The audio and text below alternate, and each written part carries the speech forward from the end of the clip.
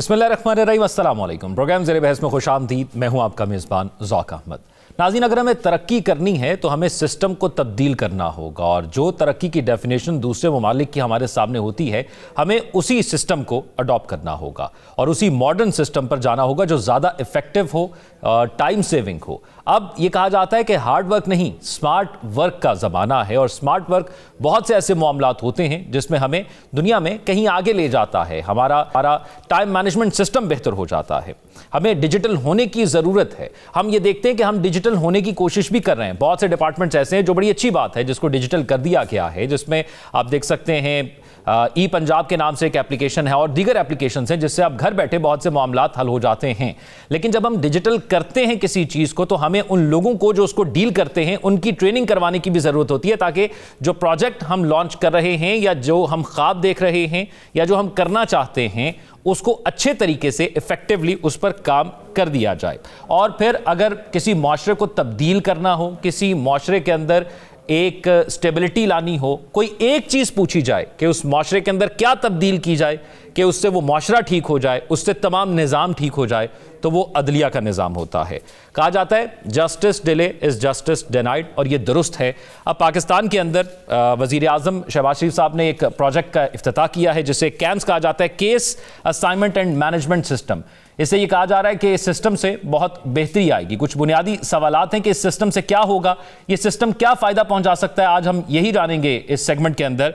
मेरी और आपकी लाइफ में क्या फ़र्क डालेगा, हुकूमत की वर्क एफिशिएंसी को कैसे बेहतर करेगा, अदालती निज़ाम में कैसे बेहतरी लाएगा, और क्योंकि हम कहते हैं कि जो अदल होता है वो सबके लिए एक जैसा होना चाहिए, तो क्या उसमें ये कितनी बेहतरी लाएगा, इस पर आज हम इस सेगमेंट बात करेंगे। फिर वज़ीर आज़म साहब ने जब इसका इफ्तिताह किया तो उनकी जानिब से ये कहा गया कि चीफ जस्टिस ऑफ पाकिस्तान से 2 रोज़ कबल मुलाकात में ये बात डिस्कस हुई थी जिसका इफ्तिताह उन्होंने कल किया। उन्होंने कहा कि मुलाकात के अहवाल से मुतल्लिक चीफ जस्टिस से दरख्वास्त की कि हम एक ऐसा निज़ाम लाना चाहते हैं जहाँ मुकदमात का फैसला जल्द और शफाफ तरीके से हो। हमारे पास ज़रखेज़ ज़मीनों से ज़रखेज़ ज़हनों तक किसी चीज़ की कमी नहीं है। उन्होंने कहा कि माजी में जो हो गया उस पर रोने से बेहतर है कि हम अपनी गलतियों से सबक सीखें। तो प्रोग्राम में नजम साकिब साहब, राव खालिद साहब, रशीद साहब, तीनों सीनियर तज्ज़ियाकार हमारे साथ मौजूद हैं। नजम साकिब साहब, ये जो सिस्टम है कैम्स, मैं बुनियादी तौर पर आपसे ये जानना चाहूँगा कि ये कैसे वर्क करेगा? क्या ये मेरी आवाम की एफिशिएंसी के लिए होगा या हुकूमत की एफिशिएंसी के लिए होगा? कैसे वर्क करेगा और इससे क्या फ़र्क पड़ेगा? देखिए, सबसे पहले आपने तरक्की की बात की है ना कि ये जो सॉफ्टवेयर ये कर रहे हैं और इससे टेक्नोलॉजी तरक्की, ये वो तरक्की जो है ना वो पिछले अगर आप 40 साल देखें, 50 साल देखें, तो तरक्की हमारे एनवायरनमेंट की हो रही है। इर्द गिर्द हमारी तरक्की हो रही है। मसलन आपके गैजेट्स आ रहे हैं, बहुत सारे लैपटॉप्स, ये वो टेक्नोलॉजी, इंटरनेट, सोशल मीडिया, हमारा जो सराउंडिंग है वो तरक्की कर रहा है। हम वहीं के वहीं हैं, हम उधर ही हैं, वही लालची, वही ये कि मैं, मेरा बेटा, मेरी बेटी, मेरी भावज, मेरा ससुर, मेरा फलाना, मुझे चाहिए ये मेरी ख्वाहिश है, ये मेरी जो है ना, ये मेरे ख्वाब हैं, मैं और मैं। इसमें कोई तरक्की नहीं हुई। तो इस बात को करने के बाद आऊंगा आपके इस केस असाइनमेंट सिस्टम के बारे में जिसका आपने बड़ा अच्छा इंट्रो दिया है। इसमें भी यही होगा। ये तो आप कर लेंगे कि आपने असाइन करना है केस, कोई पता लगे जी कि ये जो सॉफ्टवेयर है इसके डैशबोर्ड पे बैठे हुए हैं हमारे प्राइम मिनिस्टर साहब और उनकी टीम बैठी हुई है कि बताइए जी कौन कौन से केसेस हैं, कौन कौन से केसेस हैं जो कि बरसों से पड़े हैं और अरबों रुपए की मनी लॉन्ड्रिंग है, उसमें काला धन है, उसमें मुल्क से लूटी हुई वो रकूम है जो बाहर पड़ी हुई है, ऑफशोर के पैसे। लाइए वो सारे केस और उसकी जो तमाम किस्म की लिटिगेशन है उसको ख़त्म करते हैं, और फिर वो जो जजेस हजरात हैं जो कि जुडिशल कमीशन के ज़रिए और कर्टसी 26 वो जो अमेंडमेंट आई है उनसे कहेंगे जी कि ये प्रायोरिटी हमने बना दी। असाइनमेंट का लफ्ज़ इसमें देखिएगा जी, इसने को केस हल नहीं करने कि इसमें केस डालेंगे और हल हो जाएगा, ये असाइन करेगा। इसको बताने से पहले एक बताऊंगा, जो पाकिस्तानी एक रिवायत है ना, आज से को 15-20 बरस पहले एक फेडरल सेक्रेटरी थे, तो कंप्यूटर जो है वो जब भी कोई आता था ना कि कौन सबसे ज़्यादा सूटेबल कैंडिडेट है कि सस्टेनेबल डेवलपमेंट पे हो रही है, क्लाइमेट चेंज पे मीटिंग हो रही है, तो उन सेक्रेटरी साहब का नाम सब पे टॉप पे आ जाता था। होगा कोई सॉफ्टवेयर फिर होता था जी ये हिसाब किताब है, इसमें देखिए कि सबसे इंपॉर्टेंट वो कंप्यूटर में डालते थे, उन साहब का नाम आ जाता था। उसके बाद लॉ एंड जस्टिस की बात आती थी, ज़रा सा वो करते थे, फिर उनका नाम आ जाता था। तो आ जाके एक ही नाम आता था बार बार। तो एक असाइनमेंट ये भी होती है कि आपको वो वाले केसेस सामने आएंगे अभी जो हम चाहते हैं कि उनकी तरफ इशारा कराएं। मिसाल के तौर पे फॉरेन फंडिंग केस है, अल कादिर ट्रस्ट का भी अभी केस आया कि भाई इसकी लिटिगेशन ख़त्म करें, ये इसमें पैसे वैसे जो हैं ये सारे इनको सीधा करें, जिसको आपने यानी तवज्जो देनी है हम बताएंगे। इसका क्या मतलब निकला? एग्जेक्टिव्स जो हैं, जो इंतज़ामिया है, जो हुकूमत वक्त है, वो फैसला करेगी इस सिस्टम के तहत कि कौन कौन से केसेस जो हैं वो हाई कोर्ट में या सुप्रीम कोर्ट में जाएंगे। ठीक है। अब वो जजेस हजरात सिर्फ उन्हीं को देखेंगे, क्योंकि ये प्रायोरिटाइजेशन जो है, प्रायोरिटाइज करना केसेस को इस सिस्टम के तहत किया जाएगा। दो बातें इसमें सिर्फ देखने वाली हैं। वो बताने से पहले ये कहूँगा कि ये काम जो है ये आपका रजिस्ट्रार होते हैं ना आपके सुप्रीम कोर्ट के और हाई कोर्ट के, उनका जो असिस्टेंट होता है ना, वो जो टाइप करता है वो बड़ी आसानी से कर सकता है। भाई सारी की सारी लिस्ट आपके पास मौजूद है। कितने हैं? 10,000 केस हैं, 15,000 केस हैं।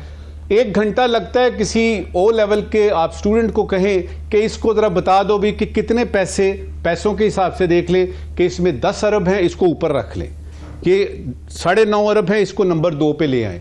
इसमें मुझे बताइएगा लेकिन साहब उसमें ह्यूमन एरर भी आ सकता है और फिर पर्सनल पसंद या नापसंद भी हो जाएगी ना। कंप्यूटर को तो पसंद और नापसंद नहीं होगी। कंप्यूटर को नापसंद पसंद नहीं होगी, ये क्या बात कर रहे हैं आप? यहां पे तो ये है कि अमेरिका में इलेक्शन होते हैं और रिजल्ट वो आता है जो कि हम पहले से ही हमें पता है कि ये रिजल्ट आना है। क्या बात कर रहे हैं आप?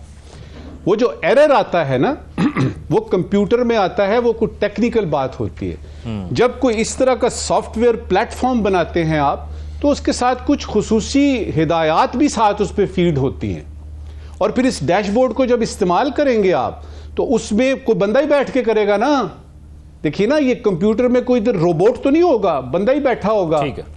यहां पे तो आपके डीएनए टेस्ट जो हैं वो दाएं बाएं हो जाते हैं। तो इसमें जो अच्छी बात है वो ये है कि हुकूमत ने एक अच्छी डायरेक्शन में एक अच्छा फैसला किया है। हो सकता है कि ये काम जो है इससे वाकई को लूटी हुई वो यानी कौम की वो जो दौलत है वो वापस आ जाए या केसेस जल्दी से हो जाए। इसमें सिर्फ 2 बातें करनी है। एक तो बात वो दरख्वास्त करनी है, ठीक, कि इसमें नेक नियति होनी चाहिए। ये ना हो कि जितने भी केसेस निकलें प्रायोरिटाइज हों वो अपोजिशन के हों। दूसरी बात यह है कि क्या ये वो केसेस भी इसमें शामिल होंगे जिनका फैसला सुप्रीम कोर्ट ने कर दिया और फिर दूसरी सुप्रीम कोर्ट आई और उन्होंने उसको रिवर्स कर दिया? क्या उनको दोबारा खोला जाएगा इस सिस्टम के तहत कि वो क्लोज्ड समझे जाएं वंस एंड फॉर ऑल? तो ये 2 बातें करने के बाद ये मुबारकबाद दूंगा प्राइम मिनिस्टर साहब को, उनकी वो जो बड़ी एजाइल और बड़ी कॉम्पिटेंट टीम है, आपने ये अच्छा किया है। लेकिन इसके नताइज जब निकले तो अवाम को ज़रूर बताइएगा, क्योंकि पाकिस्तान की तारीख गवाह है कि लूटी हुई रकम बाहर से कोई मनी लॉन्ड्रिंग की हो, कैसी भी हो, आती नहीं है वापस। तो इससे उम्मीद ये है कि ना सिर्फ वो रकमें आएंगी, ये सारी लिटिगेशन ख़त्म होगी, केसेस डिसाइड होंगे और उसके बाद अवाम को शफाफियत का उसूल अपनाते हुए ये बताया जाएगा कि ये देखिए जी, ये सिस्टम लगाया था, अदालत ने ये फैसला किया, इतने पैसे इस बंदे ने देने थे, वो हमने निकलवा लिए हैं और गवर्नमेंट के एक्सचेकर में डाल दिए। राव साहब, एक डिजिटल का लफ्ज़ जब इस्तेमाल किया तो एक चीज़ ज़हन में आई। ख्वाजा साद रफ़ी साहब की एक ट्वीट नज़र से गुजरी। उन्होंने कहा कि एक्स की बंदिश को 1 साल हो गया है, तमाम लोग VPN लगाकर उस पर पोस्ट कर लेते हैं, तो हटाई दिया जाए अगर उसको बैन करने से कोई फ़र्क नहीं पड़ा। तो ये एक और डिजिटल सिमत में हम जा रहे हैं। हुकूमत की गवर्नेंस बेहतर हो रही है, आपको लग रहा है ये इशारे? देखिए, गवर्नेंस बेहतरी की तरफ जाती है नहीं जाती, ये तो वक्त बताएगा। अभी तो हमने फैसला किया है कि हमने बेहतर करनी है। मैं इसलिए खुश हूँ कि 75 साल के बाद हमें ये तो ख्याल आया कि हमने गवर्नेंस को बेहतर करना है और किस तरीके से करना है। उससे जो मॉडर्न टेक्नोलॉजीज़ हैं, AI है या इंफॉर्मेशन टेक्नोलॉजी है या डिजिटाइजेशन है, ऑटोमेशन है, डिसीजन मेकिंग स्ट्रीमलाइनिंग, ये 3 वर्ड यूज़ किए कल प्राइम मिनिस्टर ने उस इनागोरेशन को ख़िताब करते हुए। जो कि गवर्नेंस से रिलेटेड है बुनियादी तौर पे। ये केस मैनेजमेंट सिस्टम एक डिफरेंट चीज़ है, उसका मैं थोड़ा सा आपको आइडिया दे देता हूँ कि क्या है वो बेसिकली। वो बेसिकली बहुत पुराना आइडिया है जो मुशर्रफ के दौर से शुरू हुआ था। वो ये था कि जितने कोर्ट के केसेस हैं, चीज़ें हैं, वो सारी आपके कंप्यूटर में उस तरह से डिसीजंस वगैरह जो सुप्रीम कोर्ट के ख़ास तौर पे वो प्रेसिडेंट्स बनती हैं, जूरिस्प्रूडेंस जिसे तख्लीक पाती है, असूल कानून तश्कील पाते हैं, वो सारी कर दी जाएंगी। एक बेसिक प्रिंसिपल उसके बार सेट कर दी जाएगी कि ये चीज़ें हैं। आप जब आप केसेस की डिटेल्स उसमें डालेंगे, किसी की सिविल केस की पर्टिकुलरली, तो वो आपको कंप्यूटर बताएगा कि ये केस में ये डिसीजन हुए हैं और इस केस में ये डिसीजन जो है फिट बैठता है, ये पर्टिकुलर जो सर्कमस्टांसेस इसके ये बन रहे हैं। तो वो आप अगर उससे इनहराफ करते हैं तो कंप्यूटर आपको कहेगा कि आप ये गलत फैसला कर रहे हैं। इसी तरह ब्यूरोक्रेसी को इसी तरह था कि ब्यूरोक्रेसी जो प्रोसेस करती है चीज़ें जो उनके पास जाती हैं, मुख्तलिफ प्राइवेट की या गवर्नमेंट लेवल पे कोई चीज़ें जाती हैं प्रोसेसिंग में, तो वहाँ पे भी ये सारे उनके रूल्स वगैरह हर चीज़ होगी, तो वो आपको गाइड करेगा। और उसमें एक चीज़ एफिशिएंसी के हवाले से थी कि आपको टाइम लाइन होगी। मेरे पास फाइल आई है, एज मैं 17 ग्रेड का अफसर हूँ, मेरे पास फाइल आई है जो मैंने ऊपर भेजनी है, तो उसमें टाइम बार होगा। अगर मैं 24 घंटे के अंदर उसको क्लियर नहीं करता, मेरी परफॉर्मेंस पे एक नेगेटिव पॉइंट आ जाएगा। अगर मैं टाइमली करता हूँ तो मुझे प्लस पॉइंट मिल जाएगा। ये एक प्रोसेस पूरा उसका बड़ा ज़बरदस्त किस्म का था, जो मेरा ख्याल है कि हमारे जैसे मुल्क में बहुत ज़रूरी है, जहाँ नजरुल साकिब साहब ने जो बात की, जहाँ वेस्टेड इंटरेस्ट जो है, पर्सनल लाइकिंग डिसलाइकिंग बहुत ज़्यादा है, और वो एक सोसाइटल प्रॉब्लम है। मैं ये नहीं कहता हुकूमत का प्रॉब्लम है, हमारे माशरे का एक ये है, अपने बंदे का अपना बंदा होना, अपने बंदे का ख्याल करना, अपने बंदे को प्रमोट करना, तो वो एक सोसाइटल प्रॉब्लम है, उसको ये हल करने में मदद करता है। अब इस पर जो चीज़ है बुनियादी तौर पर जो गवर्नेंस के इश्यूज़ है पर्टिकुलरली, उसमें एफिशिएंट, कॉम्पिटेंट और कमिटेड हमें लोग चाहिए जो कैपेबल ऑफ डिलीवरेंस कर सके। जो लोग इस किस्म के, हमें सरकारी माल चाहिए, अफसरान चाहिए, लोग चाहिए। और ये जो बात कर रहे हैं डिजिटाइजेशन, ऑटोमेशन और डिसीजन मेकिंग जो है, स्ट्रीमलाइनिंग, ये टूल्स हैं, एक मींस ऑफ अचीवमेंट, ये मींस है। बेसिक तो आपके लोगों की जो तरबियत है वो कैसी है, जो कंप्यूटर के पीछे बंदा बैठा है वो किस तरह से उसको ऑपरेट कर रहा है, किस तरह चला रहा है। हमें वैसे IMF का शुक्रिया अदा करना चाहिए और उन सारे वज़राए ख़जाना का साबिक, जिनकी नालायकी की वजह से हमें IMF ने फोर्स किया है कि हम ये इम्प्लीमेंट करें। ये आज की रिफॉर्म्स नहीं है, मैं आपको बता रहा हूँ, ये बड़े अरसे से चलिए। आपको पता कंप्यूटराइजेशन कब शुरू हुई थी पाकिस्तान में? जनरल ज़िया के दौर से, और अभी तक आप लैंड रिकॉर्ड पूरा कंप्यूटराइज नहीं कर सके, जो कि उस वक्त से शुरू हुआ है। तो वो जो बंदे हैं जो जिन्होंने करना है सारा कुछ, उसको करना चाहिए। और दूसरा जो जमहूरियत की जब हम बात करते हैं तो ये of the people, by the people, for the people होता है। ऑफ का मतलब है इलेक्शन, बहुत इंतखाबात। क्या वो गलतियों से सबक सीखा है? 8 फरवरी की गलती से भी कुछ सबक सीखा है हुकूमत ने कि नहीं सीखा? दूसरा होता है by the people. By the people bill ऐसी पॉलिसीज़ अवाम की जो फेवर में हो, जो उनके लिए हों, ठीक है। फॉर द पीपल ये है कि वो पॉलिसीज़ फिर इम्प्लीमेंट हों। हम अभी तक बाय द पीपल तक नहीं पहुँचे, पॉलिसीज़ ऐसी नहीं बना सके जिसमें लोगों की ख्याल रखें, उनकी अफरात-ए-ज़र है, बाकी मसाइल है, रोज़गार के मसाइल हैं, लॉ एंड ऑर्डर की सिचुएशन है, पुलिस कैसे डील कर रही है, पटवारी कैसे डील कर रहा है, सरकारी अफसर कैसे डील कर रहे हैं, वो वहाँ तक हम अभी नहीं पहुँचे। वो पॉलिसी बनेगी तो उसके बाद हम फॉर द पीपल पे आएंगे कि उनको पता चले कि हाँ वाकई यार ये इम्प्लीमेंट हो गया। तो मेरा ख्याल लंबा सफ़र है, लेकिन अच्छा स्टेप है और इस पर कोशिश पूरी करनी चाहिए। एक 20 रुकनी कमेटी वैसे सागदार साहब की सदारत में बनी हुई है पीछे, जिसको शायद डॉक्टर तौकीर शाह साहब आ रहे हैं, वो हेड करेंगे। वो जो कमेटी एक SIFC के पैरेलल कहा जाता है उसको, आई डोंट नो चल सकेगी कि नहीं चल सकेगी, तो अल्लाह करे ये अच्छा नेक शगुन है। हम तो दुआ भी करते हैं और पूरी तरह सपोर्ट भी करते हैं, ये चीज़ें होनी चाहिए और बहुत ज़रूरी है। लंबा सफ़र है, गाड़ी को धक्का लगाने की कोशिश की जा रही है। Of the people, by the people, तो ज़ौक उसमें मुझे याद आया कि ये जो डेफिनेशन है ना, of the people, by the people, for the people, ये है वो जमहूरियतें जो कि वेस्ट में हैं। जो हमारे यहाँ है स्टेटमेंट तो वही है, लेकिन ऑफ द पीपल यानी दूर, पीपलों से दूर, लोगों से दूर, बाय द पीपल खरीदे लोगों को, and for the people, FAR वाला फार है, दूर रखें जमहूरियत को और इन लोगों को।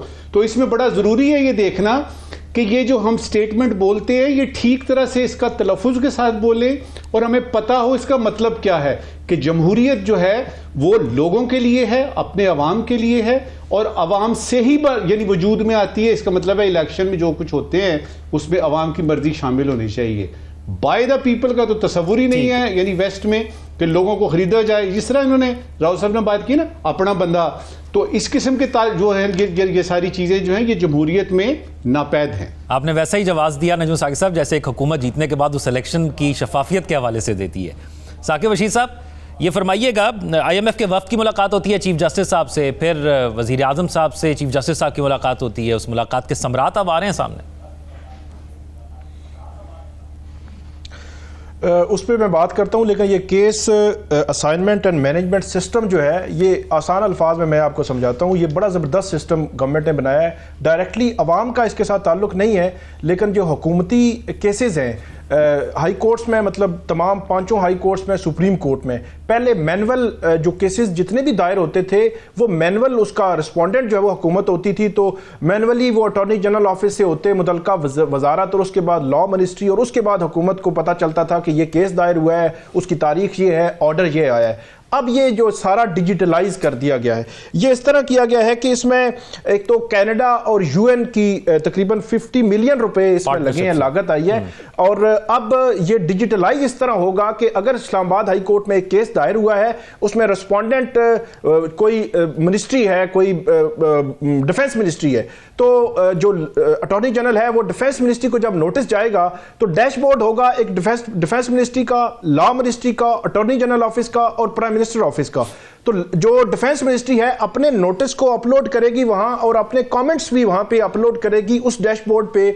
लॉ मिनिस्ट्री उसी को ऑनलाइन चेक करके उसको ओके करेगी, क्योंकि लॉ मिनिस्ट्री को एक दफा देखना जरूरी होता है कि जो कमेंट्स फाइल किए जा रहे हैं एज पर लॉ ठीक है या नहीं है। उसके बाद वहीं पे केस जो है वो अटॉर्नी जनरल ऑफिस में जो लॉ अफसरान है, ये तकरीबन 176 हैं पूरे पाकिस्तान में, उनमें से मुतलका high court, Sindh high court का है, लाहौर का है, पेशावर का है, बलोचिस्तान का है, उनको केस असाइन होगा, वो कोर्ट में पेश होंगे और कोर्ट में पेश होने के बाद जो तारीख होगी और कोर्ट का जो ऑर्डर होगा वो दोबारा अटॉर्नी जनरल ऑफिस के पास जो डैशबोर्ड है उस पर अपलोड करेंगे। उसका ये होगा कि ये फिर जो रिवर्स सारा लॉ मिनिस्ट्री भी उस डैशबोर्ड को देख सकेगी, वो मुतलका वजारत भी देख सकेगी और प्राइम मिनिस्टर ऑफिस भी देख सकेगा। इसमें जो लॉ मिनिस्ट्री है उसमें 10 लोग होंगे और जो 42 जो वजारतें और डिवीजन हैं जिनको इसमें कनेक्ट किया गया है, सेंट्रलाइज्ड किया गया है इस सिस्टम में। 176 जो लॉ अफसरान हैं मुख्तलिफ पूरे मुल्क में, सुप्रीम कोर्ट समेत हाई कोर्ट्स में, वो हैं तकरीबन 8-10 लोग प्राइम मिनिस्टर ऑफिस में हैं जो इसको देख रहे हैं। तकरीबन 240 लोग जो है इसमें इन्वॉल्व हैं इस पूरे सिस्टम में जो लगाया गया है। और मेरा ख्याल है ये बहुत ज़बरदस्त सिस्टम है। जो गवर्नमेंट का काम करने का जो तरीका है उसमें थोड़ी सी तेज़ी आएगी, बेहतरी आएगी, वो और सेंट्रलाइज्ड वो देख सकेंगे। पहले ये जो है वो नहीं होता था और अदालतें बाज़ औक़ात पता ही नहीं होता था कि कोई फैसला हो गया है हुकूमत के खिलाफ और हुकूमत को पता ही नहीं है, तो अब सेंट्रलाइज्ड वो देख सकेंगे। फिर अपील का एक टाइम लिमिट होता है, 30 दिन में, 60 दिन में सुप्रीम कोर्ट में या अगले फोरम में अपील करनी है, तो वो अपील भी जो है वो अब जो है वो बर वक्त जो है वो दायर हो सके कि कोई लॉ मिनिस्ट्री के लोग भी इसमें देख रहे होंगे। ये हैं डायरेक्टर प्लानिंग है मोहम्मद जावेद लॉ मिनिस्ट्री में, इनकी एक टीम थी, इसने ये सारा काम किया है। और मैं ये समझता हूं कि ये डिजिटलाइजेशन की तरफ हमें जाना चाहिए। इसी तरह सारी वजारतों को, हुकूमत को इस तरह डिजिटलाइजेशन की तरफ जाना चाहिए। अब जो सवाल है उस पर मुख्तसरन मैं कमेंट कर देता हूं। जो चीफ जस्टिस याह्या अफरीदी साहब से मुलाकात हुई है, उस मुलाकात में एक और खबर सामने आई है कि उनको ये कहा गया है कि आप ये बाइकाट की सियासत ना करें और सिस्टम के अंदर रहकर जो है वो आगे चलें, ताकि जो है वो आप अपना इनपुट जो है वो दे सके। क्योंकि 10 फरवरी को यह हुआ था, 10 फरवरी को जुडिशल कमीशन का जो इजलास हुआ था, उस इजलास में जो PTI के दोनों लोग थे उन्होंने भी बाइकाट किया था और 2 जजेस ने भी बाइकाट किया था। तो उस पर जस्टिस याह्या अफरीदी ने यह कमेंट किया था कि अगर ये बाइकाट ना करते तो पेशावर हाई कोर्ट के सीनियर 3 जो दूसरे नंबर वाले जज हैं वो भी सुप्रीम कोर्ट हम जो है वो ला सकते थे। तो ये एक मशवरा जो है वो सामने आया है कि जो मशवरा जो है उनको दिया गया है, PTI को बताने की कोशिश हो रही है कि आप सिस्टम के अंदर रहें। अगरचे वो पिछले 2 साल में सिस्टम के अंदर रहकर ही कोशिश कर रहे हैं और सिस्टम जो है वो बज़ाहिर रिस्पांस नहीं दे रहा। और एक और आखिरी बात मैं करूंगा कि डॉक्टर यास्मीन राशिद, उनकी जो जमानत है वो अभी तक नहीं हुई, 20 माह हो गए हैं। ये पूरे सिस्टम पर बहुत बड़ा सवालिया निशान है। एक तो वो 70+ उनकी एज है, मेडिकली भी उनके इश्यूज हैं और प्लस वो खातून है। हमारे कानून में ये लिखा हुआ है कि किसी भी खातून को खातून होने की बुनियाद पर एक सर्टन स्टेज पर जमानत दे दी जाती है, लेकिन वो नहीं दी गई, ये पॉइंट भी जब उस मीटिंग में सामने आया तो कुछ लोगों ने वहां पे हैरानगी का इजहार किया कि अभी तक जो है वो जमानत नहीं हुई। तो ये जो मुलाकात है अगरचे एक बड़े नॉर्मल माहौल में हुई, पीटीआई इससे बड़ी उम्मीदें लगाए बैठी है, लेकिन कल भी हमने बात की थी कि ये सारी चीजें पहले ही सुप्रीम कोर्ट में पड़ी हुई हैं उनकी पिटिशंस की शक्ल में। देखना है कि जो चीफ जस्टिस याह्या अफरीदी है उनको कब टेकअप करते हैं। ठीक है, अब पाकिस्तान तहरीक इंसाफ बात करके ये तो कहा गया कि आप बाइकॉट की सियासत ना करें, लेकिन पाकिस्तान तहरीक इंसाफ ईद के बाद कुछ प्लान कर रही है। वो प्लान क्या कर रही है उस पर बात करेंगे एक ब्रेक के बाद।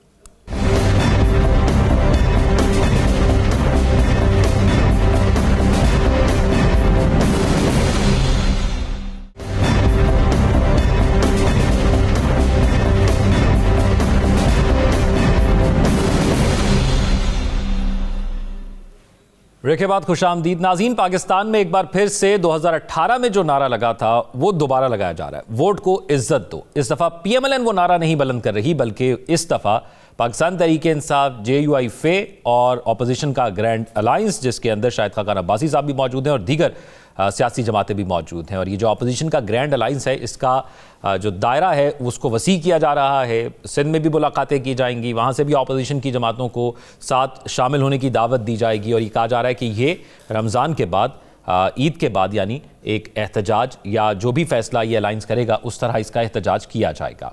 मौलाना फजल रहमान साहब उम्रे पे जा रहे हैं, उसके बाद उन्होंने शायद कतर जाना है और उसके बाद रमज़ान के अंदर जब वापस आएंगे तो फिर उनकी पार्टी के नुमाइंदे तो मौजूद होंगे और फिर अमली तौर पर वो क्या इसके अंदर किरदार अदा करेंगे वो भी मज़ीद वाज़ेह हो जाएगा। पाकिस्तान के अंदर वोट की बुनियाद पर, कारकर्दगी की बुनियाद पर वोट नहीं मिलता, जो हमने माजी के अंदर देखा। हमने देखा कि पाकिस्तान में मकबूलियत की बुनियाद पर या सिंपति की बुनियाद पर वोट मिलता है, क्योंकि अगर कारकर्दगी की बुनियाद पर होता तो लगता है कि 2007 के अंदर पाकिस्तान का ग्रोथ रेट बहुत अच्छा था, फिर 1990 से पहले तक कहा जाता है कि पाकिस्तान का मौशी स्ट्रक्चर बहुत बेहतर था, पाकिस्तान इस पूरे खित्ते के अंदर तरक्की कर रहा था। उसके बाद जब पॉलिटिकल सिस्टम और बार बार हुकूमतें आई और हुकूमतें गई तो उससे काफ़ी डैमेज हुआ। तो इस बार जो ये एहतजाज होगा इससे क्या फ़र्क पड़ेगा? फिर हमने देखा इमरान खान के दौरे हुकूमत के अंदर PDM 1 थी, PDM 2 थी, अब क्या एक और PDM बनने जा रही है जो कि हाइब्रिड होगी। क्या वो अलायंस को इस तरह का मंशूर या कोई इस तरह की वजाहत कर पाएगा? अब क्योंकि इस जो ग्रैंड डेमोक्रेटिक अलायंस बनेगा इसके अंदर कुछ चीज़ें मुख्तलिफ होंगी, क्योंकि पहले पाकिस्तान तहरीक इंसाफ जब सोलो एहतजाज करती थी तो उनके मुतालबात कुछ और होते थे, लेकिन अब क्योंकि तमाम जमातें होंगी तो मुतालबात भी कुछ मुख्तलिफ होंगे। इमरान खान साहब ने जब ये कहा कि आप अपोजिशन की जमातों के साथ बैठे तो उन्होंने 3 मशवरे भी दिए। वो ये था कि मुल्क में आइन और जमहूरियत की बहाली, मुल्क में कानून की हुक्मरानी और मुल्क में ह्यूमन राइट्स की वायलेशन, क्योंकि 26वीं आईनी तरमीम में JUI फे का बड़ा अहम किरदार था और उन्होंने वोट भी दिया, पाकिस्तान तहरीक इंसाफ ने बाइकआउट किया था। तो अगर आइन की बहाली के हवाले से पाकिस्तान तहरीक इंसाफ बात करेगी तो JUI फे क्या मौक़िफ़ रखेगी, तो बहुत कुछ होगा इस 1 महीने के अंदर आने वाले, और उसके बाद फिर ईद के बाद की सूरत हाल वाज़ेह होगी। राव साहब, क्या होगा ये जो तमाम अपोजिशन की जमातें इकट्ठी हो रही हैं, आपको लगता है ये इकट्ठी हो भी पाएंगी? क्योंकि कुछ ना कुछ इख्तलाफात JUI फे की तरफ से आ रहे हैं कि PTI को जब नज़र आता है कि कुछ मिलने वाला है तो वो सोलो फ्लाइट ले लेते हैं। तो क्या कोई अलायंस बन पाएगा और वो कोई फ़र्क भी डाल पाएगा? JUI का तारीखी तजर्बा है, PTI पे ये इल्ज़ाम क्यों धर रहे हैं? बाकी भी यही करते रहे उनके साथ। नवाबजादा नसरुल्लाह साहब उस वक़्त तकरीबन सदमे से 2-4 हो गए जब वो तहरीक जमहूरियत की बहाली की तहरीक चलाना चाह रहे थे मुशर्रफ के ख़िलाफ़, और सारे तकरीबन हो गया था। और आखिरी मीटिंग में बेगम कुलसूम नवाज़ साहिबा मरहूमा भी थी उसमें, और सारा बड़े तगड़े होकर उन्होंने कहा जी कि वो बड़े खुश थे नवाज़ा रसूलुल्लाह साहब के नवाज शरीफ साहब जमहूरी रवैयों की तरफ आ रहे हैं और जमहूरियत के लिए लड़ना चाह रहे हैं। तो वो दूसरी रात उनको पता चला कि वो तो चले गए हैं मुल्क से बाहर। तो ये पाकिस्तान में कोई एक जमात को कहना कि वो इस तरह करती है, ये अपॉर्चुनिज्म जो है ना, ये तकरीबन खासा है। एक जैसे मैंने पहले हिस्से में भी कहा कि ये सोसाइटल प्रॉब्लम है हमारा कि हम अपनी अपॉर्चुनिटी जब भी मिलती है तो हम जनरल पब्लिक गुड की बजाय हम अपने भलाई के लिए, अपनी बेहतरी के लिए ज़्यादा माइल होते हैं, बजाय इसके कि हम एक इज्तिमाई बेहतरी के लिए कोई बात करें या काम करें या कमिटमेंट दिखाएं। तो ये तो उनका अभी रिसेंटली देख लें उनके साथ क्या हुआ है। सारा कुछ कर करा के वो सब कुछ लेके बैठ गए और मौलाना साहब को उन्होंने साइड पे बिल्कुल वो कहते हैं मक्खन से बाल की तरह निकाल के फेंक दिया बाहर। तो वो उनका गुस्सा उधर भी है इधर भी है, ये आपकी बात दुरुस्त है। मौलाना साहब का भी डिसीजन कुछ हो नहीं पा रहा। कि वो क्या करेंगे। इस इत्तेहाद में अभी तक उनकी तरफ से कोई वाज़े इशारा नहीं आ रहा, वो थोड़ा सा दाएं बाएं हो रहे हैं। किस वजह से हो रहे हैं? हालांकि जो बयानात है उनके, आप उनकी तकरीरें सुने, बयानात सुने, वो पीटीआई से दो हाथ, पीटीआई के सोशल मीडिया से भी दो हाथ आगे हैं वो, जब वो बात करते हैं। अगरचे उनके अल्फाज का चुनाव खासा रीज़नेबल होता है, वो फजूल किस्म के अल्फाज नहीं होते, लेकिन वो बहुत आगे क्रिटिसिज्म जब करते हैं सिस्टम के ऊपर, तो वो बहुत हद से आगे तक चले जाते हैं। ये इस इत्तेहाद का रोसा ड्राइविंग सीट कौन संभालेगा? लेकिन पीटीआई का मसला तय हो जाएगा। यही मसला है। ये हम पहले भी मैं कह चुका हूँ कि सबसे क्रूशल चीज़ वो है। अगर तो इमरान खान साहब जेल में हैं फिर तो शायद इतना मसला ना हो कि कौन होगा। अभी जरदारी साहब हैं जैसे आपको पता है। और दूसरी, इत्तेहादों की सियासत की एक तारीख भी है पाकिस्तान में। ये इत्तेहाद बनते नहीं हैं, बनवाए जाते हैं। क्या इस दफ़ा इत्तेहाद बन पाएगा? क्योंकि बनवाया तो नहीं जा रहा, तो क्या बन पाएगा? तो मेरा ख्याल ये है कि पीटीआई जो है वो सोलो फ्लाइट उसने करके देख लिया, एहतजाज भी करके देख लिया उसने, लेकिन केपी के अलावा बाकी किसी सूबे में उस तरह से मौसर एहतजाज वो नहीं कर पाए। बलूचिस्तान हो, सिंध हो, पंजाब हो। पंजाब में तो खैर एहतजाज का वो नाम किसी के मुंह से ऐसे मजाक में भी निकल जाए तो पंजाब में तो छापे शुरू हो जाते हैं फ़ौरन ही कि कहीं सच्ची मुच्ची एहतजाज ही ना करते। हालांकि पंजाब में चांसेस मेरा ख्याल है नहीं है एहतजाज के, क्योंकि वहाँ की लीडरशिप अभी तक छुपी हुई है एक तो, दूसरा जो कुछ फेस किया है पंजाब में पीटीआई के लोगों ने, तो उसके बाद वो मेरा ख्याल अभी हिम्मत भी नहीं कर पा रहे उस तरह की कि वो एहतजाज करें। तो उनको सिंध, बलूचिस्तान और पंजाब में लोग चाहिए। पंजाब में कोई पार्टी है नहीं पीटीआई के अलावा। सिंध और बलूचिस्तान में उनके लोग हैं, अपोजिशन पार्टियां ऐसी हैं जो उनकी सपोर्ट पे, जैसे चकदई साहब हैं। सिंध में जीडीए है, उनके साथ अभी मुलाकात के लिए गए हुए हैं। तो मैंने पिछले हफ्ते कहा था कि ये 27-28 को शायद कोई एक इत्तेहाद वगैरह या जो भी फैसला करें कि एहतजाज इन्होंने करना है। पीटीआई तो अनाउंस कर चुकी है, रमज़ान के बाद उन्होंने कह रहे कि वो उन्होंने कहा जी हमने करना है। किस किस्म का एहतजाज करते हैं, केपी की हद तक तो कर लेंगे, लेकिन जब तक ये अलायंस नहीं होगा, वो मुल्क भर में जो एहतजाज एक है ना कि एक ग्रैंड अलायंस बने और पूरे मुल्क में उसका एहतजाज हो, तो वो पॉसिबल तभी होगा जब सारी जमातें उसमें अपोजिशन की इकट्ठी हों, और फिर उसका कोई असर हो सकता है। और अगर ये कामयाब हो जाते हैं मुल्क में, पूरे मुल्क में रमज़ान के बाद एहतजाज करने में, एहतजाजी तहरीक बनाने में, अगर लॉयर्स भी उसका हिस्सा बन जाते हैं, जो एक थोड़ी सी इंडिकेशन उधर से भी आती है समटाइम्स, तो फिर ये थोड़ा सा हुकूमत के लिए परेशानी की बात यकीनन होगी। लेकिन अभी तक कोई इत्तेहाद के आसार उस तरह से नज़र नहीं आ रहे। इस किस्म का इत्तेहाद जो हुकूमत के लिए मुश्किल का बायस बन सके, उस किस्म के अभी आसार नज़र नहीं आ रहे। वैसे हुकूमत ने भी अपने सियासी राब्ते शाब्ते शुरू कर दिए, जलसे जुलूस में वो आ गए हैं, और ये बड़ी खुशाइंद बात है। मेरा ख्याल है पीटीआई को भी इजाज़त दे दें, वो भी जलसे जुलूस कर लें, ताकि मुल्क में एक पोलिटिकल एक्टिविटी हो। उससे लोगों में बड़ा हौसला आता है, फिर लोग मायूस नहीं होते। लोग अभी बहुत मायूस हैं अपनी ज़ाती वजूहात की बिना पे, महंगाई की वजह से और चीज़ों से, तो इसलिए वो फिर एक्टिविटी से इससे बड़ा हौसला मिलता है लोगों को। नजम साकिब साहब, पीटीआई और JUIF दोनों एहतजाजी सियासत दोनों की बिल्कुल मुख्तलिफ है, और फिर अगर एक बुनियादी चीज़ है इलेक्शन, अर्ली इलेक्शन, ये अपोजिशन की जमातें हमेशा यही चाहती है कि दोबारा इलेक्शन हो, उनको दोबारा मौका मिले अवाम में जाने के लिए, तो उस तरह तो फिर पाकिस्तान तहरीक इंसाफ को केपी में भी इलेक्शन कराना पड़ेगा। ये देखिए ना, आपके इस सवाल से मुनीर न्याजी का एक शेर याद आया है। ख्याल जिसका था मुझे ख्याल में मिला मुझे, ख्याल जिसका था मुझे ख्याल में मिला मुझे, सवाल का जवाब भी सवाल में मिला मुझे। आपके इस सवाल से मेरे दिमाग में 4-5 सवाल आए हैं, और ये समझिए कि मेरा जवाब है, और इसी के अंदर ही सारा जवाब है। ठीक है। पहला सवाल, क्या ये इत्तेहाद जो हो रहा है किसी एक मकसद के लिए हो रहा है कि फॉर द सेक ऑफ इत्तेहाद हो रहा है? पहला सवाल। दूसरा सवाल, आपने हुकूमत गिरानी है, आपने खान को रिहा कराना है कि इलेक्शंस कराने हैं? अगर तो हुकूमत गिरानी है तो वो तो सबका मकसद है, लेकिन खान की रिहाई में तो बाकी लोग शायद इंटरेस्टेड ही नहीं है। इलेक्शन कराने में तो सारे इंटरेस्टेड होंगे, लेकिन JUI के कुछ लोग यानी असम्बलियों में भी तो है ना, जरा ध्यान रखिएगा। तीसरा सवाल, ये जो इत्तेहाद आप बना रहे हैं, अगर ये बन जाता है तो ये इत्तेहाद सड़कों पे आप यानी इसका जलवा नजर आएगा कि पार्लियामेंट में नजर आएगा?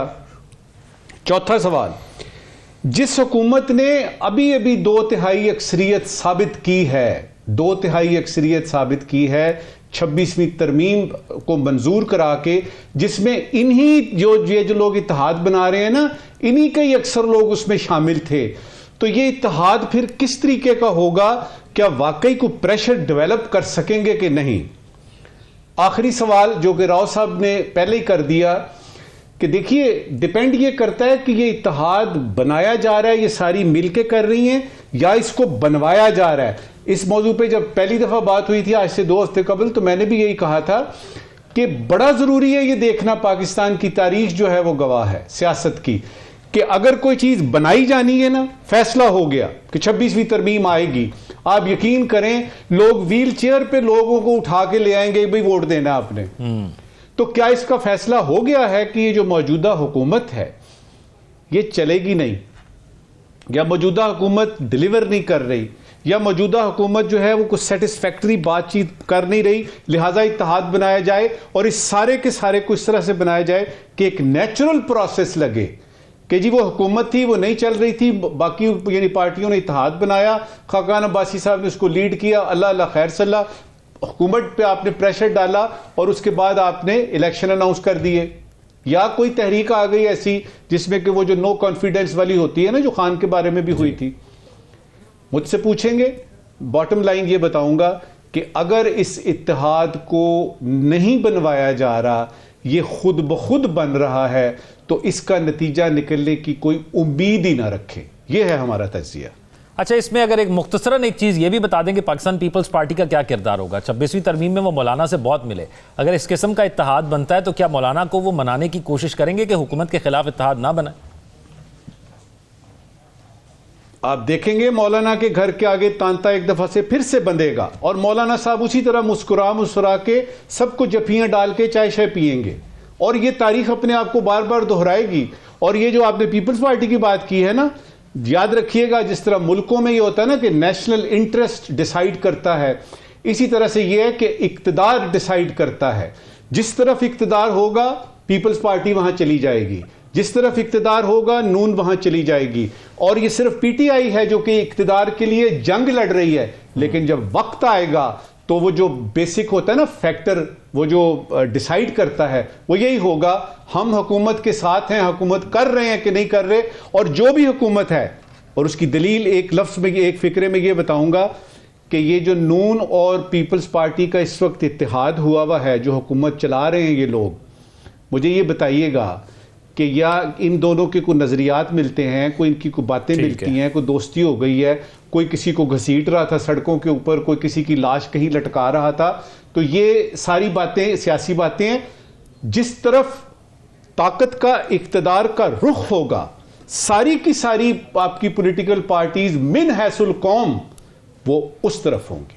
साकिब बशीर साहब, JUIF ने क्या सीखा पीडीएम से, क्योंकि वहाँ पर वो काफ़ी नाराज़ नज़र आए, उन्होंने बड़ा इत्तेहाद करके रखा, एक हुकूमत को उनके वज़ीर आज़म को घर भेजा उनके साथ मिलके।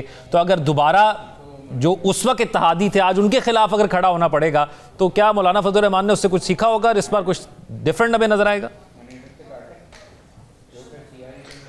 एक तो सियासत में ये जो है वो इत्तेहाद बनते भी रहते हैं और बिखरते भी रहते हैं। जब ये हुकूमत बन रही थी 8 फरवरी के बाद, वहाँ मीटिंग्स हो रही थी, तो उन मीटिंग्स में मुस्लिम लीग नून और उनके जो पीपल्स पार्टी के वफद आपस में मिल रहे थे, तय कर रहे थे क्या करना है, कैसे जो है वो आगे चलेगा, हुकूमत कैसे बनानी है।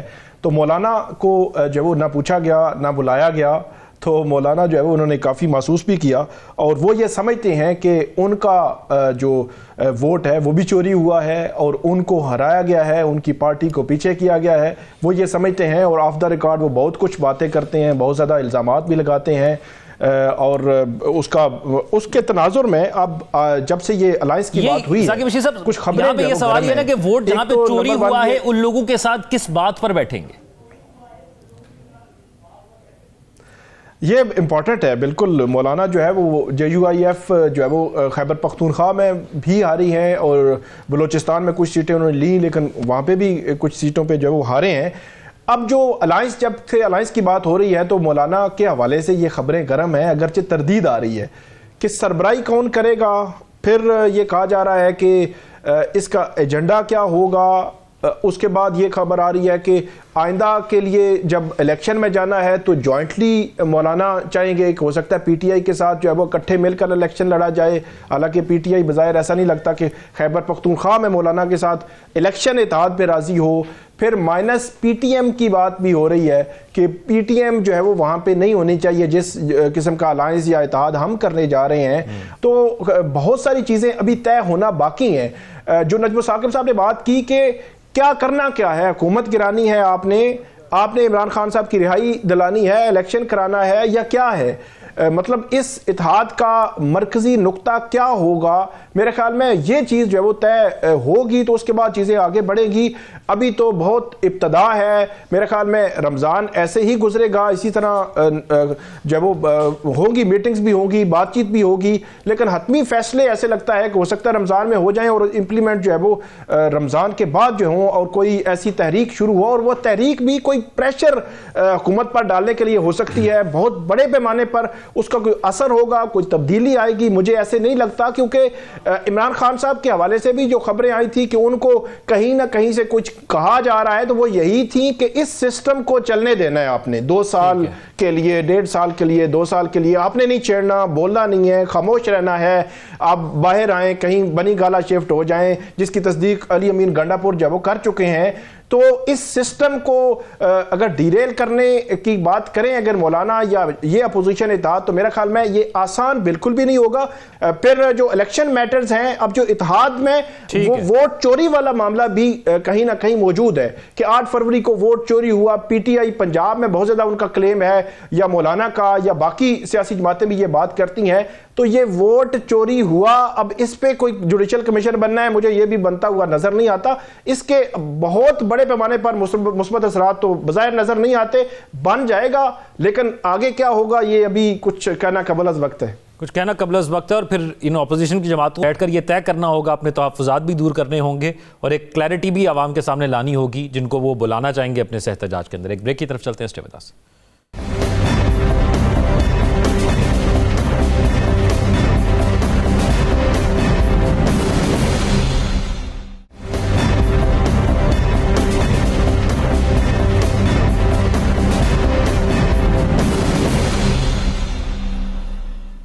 ब्रेक के बाद खुश आमदीद नाज़रीन। रमज़ान मुबारक की आमद है और बहुत ही बरकतें और रहमतों वाला ये महीना है।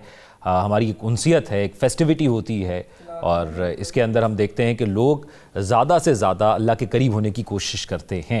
लेकिन पाकिस्तान में कुछ मामला मुख्तलिफ इस तरह हो जाता है कि इसमें महंगाई भी बढ़ जाती है। नजमुल साकिब साहब, रमज़ान मुबारक की आमद है, मैं सिर्फ इसी एक लाइन पर आपका जानना चाहूँगा कि जब रमज़ान का लफ्ज़ आप सुनते हैं तो आपके जहन में सबसे पहली चीज़ क्या आती है?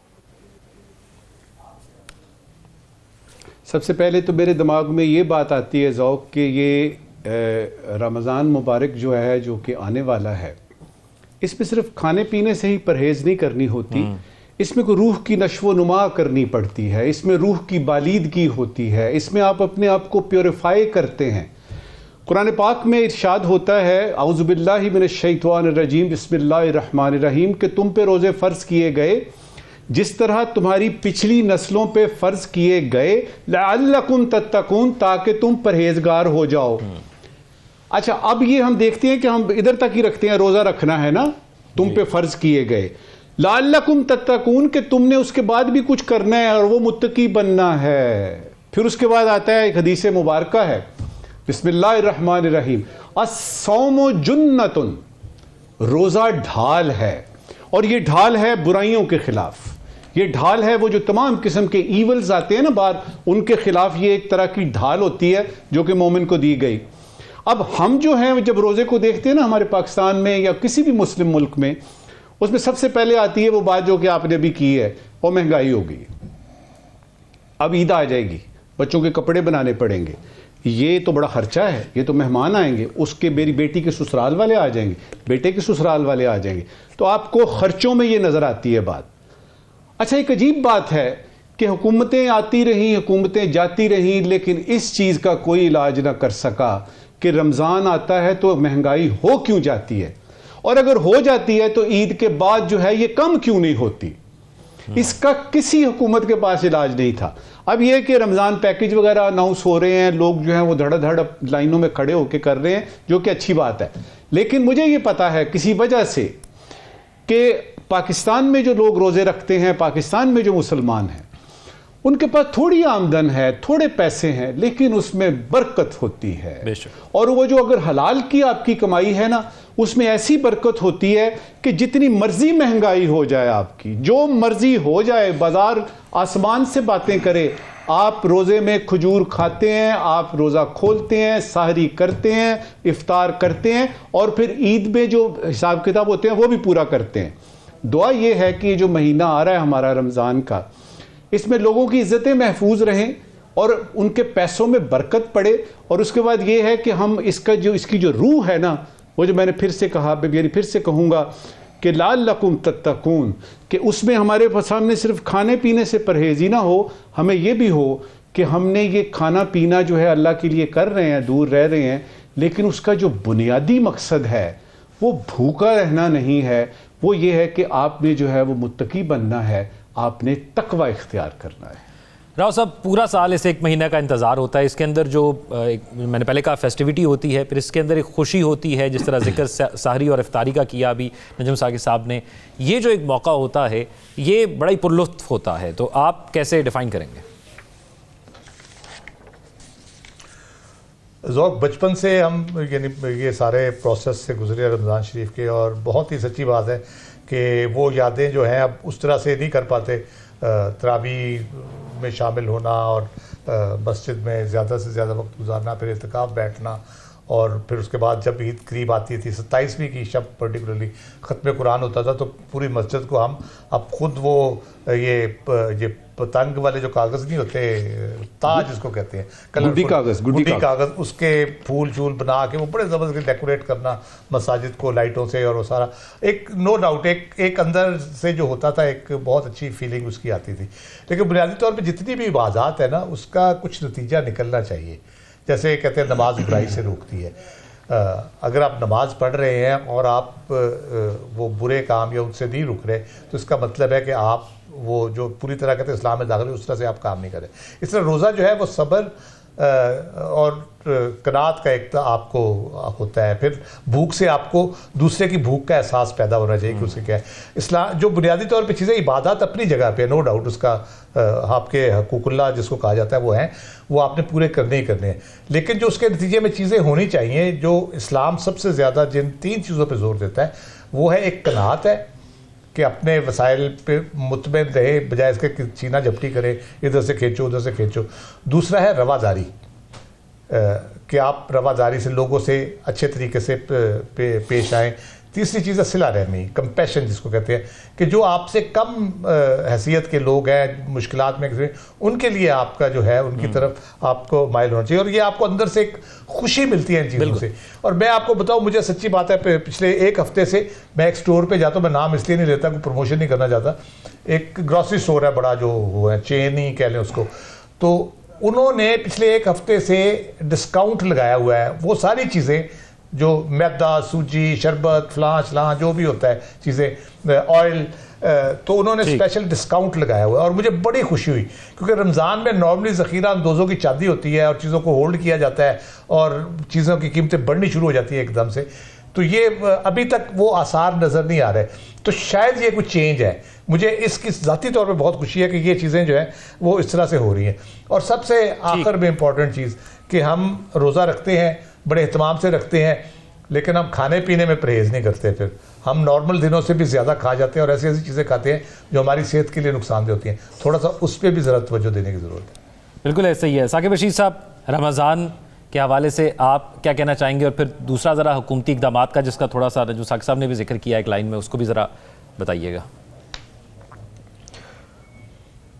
मेरा ख्याल है सबसे आम बात तो ये है कि जो रमज़ान है वो इबादत होती हैं, सब्र, जो रमज़ान हम रोज़ा रखते हैं वो एक सब्र भी होता है, दिन भर जो है वो रोज़ा बगैर खाए जो है वो दिन भर हम गुजारते हैं, लेकिन इसमें दयानतदारी, ईमानदारी या सच बोलना, झूठ से परहेज़ या दूसरों को दुख तकलीफ़ देने ना देना, उससे रुकना, ये सारी चीज़ें मौजूद हैं। लेकिन हमारे यहाँ एक ट्रेंड है जो यही महंगाई की जो जहाँ हम बात कर रहे हैं, अगर पिछले काफ़ी अरसे से बात करें तो हमारे यहाँ महंगाई बहुत ज़्यादा है, गुर्बत बढ़ी है, बेरोज़गारी बढ़ी है, लेकिन इसके बावजूद भी रमज़ान जब भी आता है तो उससे पहले जो फल फ्रूट इस किस्म की जितनी चीज़ें इस्तेमाल की चीज़ें हैं रमज़ान में, उनकी जो कीमतें हैं दुगनी हो जाती हैं। जब हम यूरोप में या मुख्तलिफ जगहों पे जो ओवरसीज़ पाकिस्तानीज़ हैं उनसे बात करते हैं तो वो कहते हैं कि मुख्तलिफ स्टोर्स पर स्पेशल डिस्काउंट्स, जिस तरह राव साहब ने बात की यहाँ पे अगर है तो ये बड़ी ज़बरदस्त बात है कि उन्होंने रमज़ान के लिए और रमज़ान से मुतल्लिक़ा चीज़ों पे स्पेशल डिस्काउंट लगाया है। तो ये वहाँ पे ये हमने ट्रेंड देखा है कि ये वहाँ पे स्पेशल डिस्काउंट्स लगा दिए जाते हैं कि एक मुस्लिम जो है उनके लिए एक स्पेशल जो है वो महीना आ गया है। हमारे यहाँ ऐसा नहीं होता। साल साल से हुकूमत को हम मरकज़ लेवल पे भी, सूबों पे भी देखते हैं कि वो कमेटीज़ बनाते हैं, वहाँ के डिप्टी कमिश्नर, असिस्टेंट कमिश्नर्स वो लगते हैं, इतवार बाज़ार भी लगते हैं, लेकिन वो जो कीमतों पर काबू पाना वो ऐसे लगता है कि वो उनके कंट्रोल में ही नहीं है। ज़ख़ीरा कर ली जाती हैं फ्रूट, फल फ्रूट, सब्जियां, इस तरह की चीज़ें, और उसके बाद अचानक जो है वो मार्केट में आती हैं जब उनकी बहुत ज़्यादा तलब बढ़ती है और उसकी कीमतें जो है वो डबल हो जाती हैं। इससे कम से कम मेरे ख्याल में जब से हर बंदा अपना हिस्सा नहीं डालेगा तो ये मुआशरे में ये चीज़ जो है वो ख़त्म नहीं हो सकती। बिल्कुल ऐसा ही है। नजमुल साकिब साहब, आज के सवाल। शुक्रिया ज़ौक। एक ज़रूरी सवाल है और एक गैर ज़रूरी सवाल है। पहले ज़रूरी सवाल, इजराइल के वज़ीर आज़म बेंजामिन नेतन्याहू ने धमकी दी है कि अगर तमाम कैदियों को रिहा ना किया गया तो जहन्नुम के दरवाजे खुल जाएंगे। ज़रूरी सवाल ये है कि मोहतरम नेतन्याहू साहब, क्या अभी जहन्नुम के कुछ दरवाजे ऐसे रह गए हैं जो आपने नहीं खोलने, और खोलेंगे आप उनको? आज का गैर जरूरी सवाल, बिलावल भुट्टो जरदारी साहब ने फरमाया है कि पाकिस्तान चीन और अमेरिका के दरमियान दूरियां खत्म कर सकता है, पुल का किरदार अदा कर सकता है, कि चीन और अमेरिका के दरमियान जो दूरियां हैं वो पाकिस्तान दूर कर सकता है। गैर ज़रूरी सवाल ये है, अच्छा ना हो अगर चीन और अमेरिका में दूरियां ख़त्म करने से पहले आप पाकिस्तान और अमेरिका में दूरियां ख़त्म कर लें? हमारे नाज़रीन सोशल मीडिया पर अपने फीडबैक करेंगे। अपना ख्याल रखिएगा। अल्लाह हाफ़िज़।